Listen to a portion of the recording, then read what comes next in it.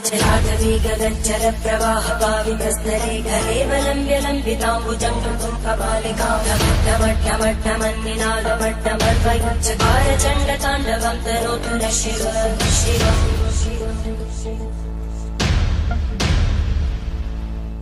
कुमारजी आज्ञा गर्नुहुन्छ हे अगस्त्य मुनि।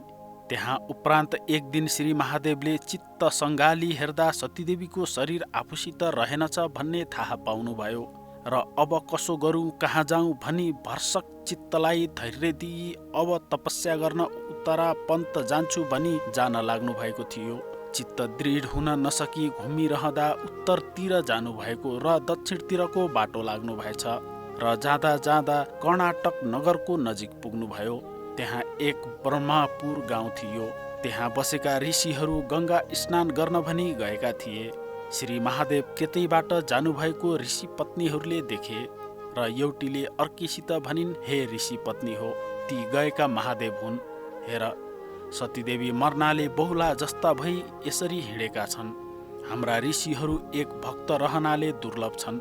हामीहरूलाई काम भोगमा सन्तोष दिन पनि सक्दैनन्। यस उसले हामीहरू महादेवका पछि लागि जाउँ।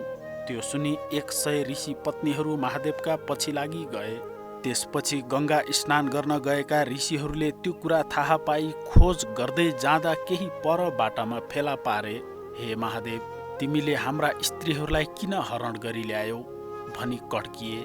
त्यो सुनि श्री महादेवले, हे ऋषि हो, म तिमीहरूका स्त्रीहरूलाई किन हरण गरी ल्याउँथे भन्नुभयो र ऋषिहरूले यी तिम्रा पछि लागेर आएका को हुन् भन त भने।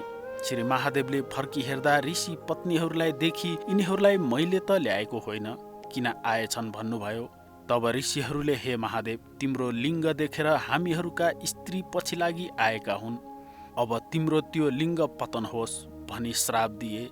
ऋषिहरूका श्रापले महादेवको लिङ्ग पतन भयो र त्यस लिङ्गदेखि अर्को ज्योतिर्लिङ्ग उत्पन्न भई सबै संसार छोप्न लाग्यो। तब ब्रह्मा आदि देवता, ऋषि, यक्ष, गन्धर्व, किन्नर र दैत्य सबै मिली श्री विष्णु कहाँ गई भन्न लागे, हे वैकुण्ठनाथ, श्री महादेवका लिङ्गदेखि ज्योतिर्लिङ्गको उत्पन्न भई सबै संसार छोप्न लाग्यो। त्यो खबर गर्न आइरहेका छौँ। अब जसो गर्ने हो चाँडो गर्नुहोस् भनी बिन्ती गरे। ब्रह्मादीले यसो भनेको सुनि श्री विष्णुले त्यसै बखत गई ज्योतिर्लिङ्गलाई अँगालो हाल्नुभयो। विष्णुले अँगालो हाल्नाले ज्योतिर्लिङ्ग साम्य भयो। त्यो देखि सम्पूर्ण देवता, यक्ष, गन्धर्व, किन्नर, दैत्य सबैले धन्य धन्य विष्णु भनी अनेक तरहको स्तुति गरी आफ्ना आश्रममा गए। त्यहाँ उपरान्त ज्योतिर्लिङ्गदेखि प्रत्यक्ष श्री महादेवले ऋषिहरूका नजिक गई, हे ऋषि हो, बिना अपराध तिमीहरूले मलाई श्राप दियो। अबदेखि तिमीहरूको पनि वाक्य अशुद्ध होस्, फेरि ब्रह्माणीहरू पनि गतिला नहुन् भनी श्राप दिए र उत्तरापन्थमा गई काम, क्रोध, लोभ, मोह छोडी सम्पूर्ण इन्द्रिय बाँधी तिनै आँखा चिम्ली परम ब्रह्मको ध्यान गर्दै ठुलो तपस्या गर्न लाग्नुभयो। त्यहाँ उपरान्त हिमालय पर्वतले आफ्नी स्त्री मेनकालाई गर्भिणी भएको थाहा पाएर बहुत खुसी भई आफ्ना मर्यादाले पुंसवन आदि कर्म गरिदिए। 10 महिना पुरा भएपछि मेनकाका गर्भबाट हिमालय पर्वतकी पुत्री जन्मिन्। कस्ती कन्या भने रूपले धपक्कै बल्लिन्, भने जस्ती रातो वर्ण भएकी, जिउ सलक्क परेकी, कमल जस्ता आँखा, चन्द्रमा जस्तो उज्जवल मुख, यस्ती 32 लक्षणले युक्त भएकी कन्या जन्मेकी देखेर हिमालय पर्वतले वशिष्ठ आदि ऋषि ज्योतिषहरूलाई डाकी विधिसित न्वारान गराए। वशिष्ठादि ऋषिहरूले पार्वती भन्ने नाम राखे।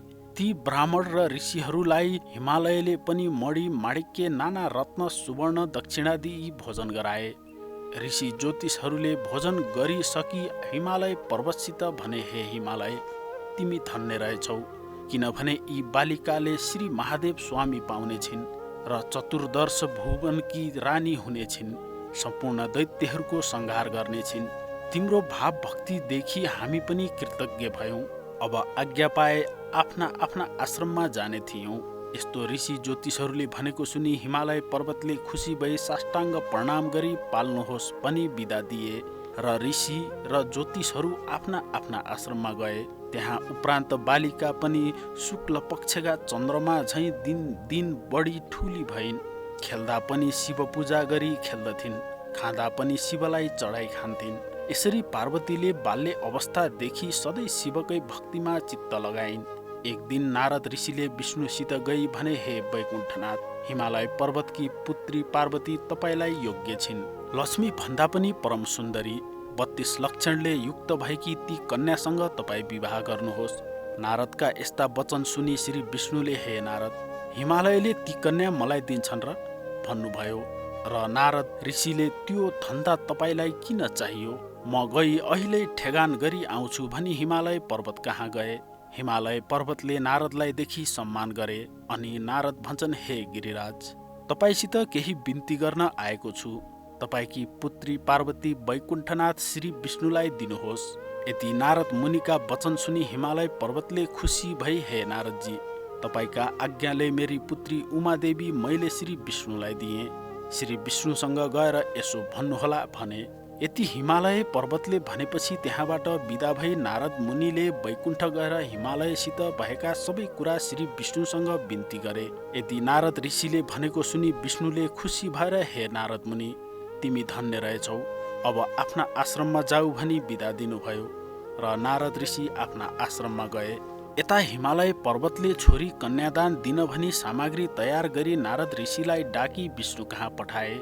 श्री विष्णु पनि लगन ठहराई आफ्ना गुरु वशिष्ठ, बृहस्पति आदि देवता, ऋषि, यक्ष, गन्धर्व, किन्नर, दैत्य र नाग सबैलाई निमन्त्रणा गरेर उमा कन्यादान लिन भनी हिमालय पर्वत कहाँ जानुभयो।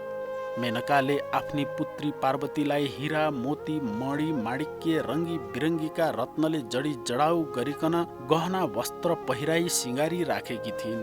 त्यो देखि जया, विजया, अजिता र अपराजिता नाउँ गरेका सखीहरूले उमासँग, हे देवी, आज तिम्रो विवाह हुन्छ, विष्णुलाई कन्यादान गर्छन् भने। यति सखीहरूले भनेको सुनि उमा देवीले मनमा ताप गरी मैले बाल्य अवस्थादेखि नै श्री महादेव स्वामी पाऊँ भनी उनलाई भजिरहेकी छु। श्री महादेवलाई नदिई अरू कसैलाई दिए भने हत्या गरी मर्छु। यस्ता कुरा सुनि सखीहरू भन्दछन्, हे देवी, उसो भए तिमी यहाँ नबस, हामी कसैले नदेख्ने ठाउँमा लुकाई आउँछौँ। हिँड, यसो नगरे केही बेरमा तिमीलाई लैजान्छन्। यति सखीहरूले भनेपछि तिनले जसो गर्ने हो गर भनिन् र सखीहरूले नदी तीरको वनमा लगी कसैले नदेख्ने ठाउँमा लुकाई आए। यता हिमालय पर्वतले आफ्ना गुरु बृहस्पतिलाई यज्ञमा राखेर विधि गराई कन्यादान गर्न भनी आफ्नी छोरीलाई लिन पठाए। लिन जानेले तिनलाई घरमा देखेनन् र त्यो खबर हिमालयलाई सुनाए।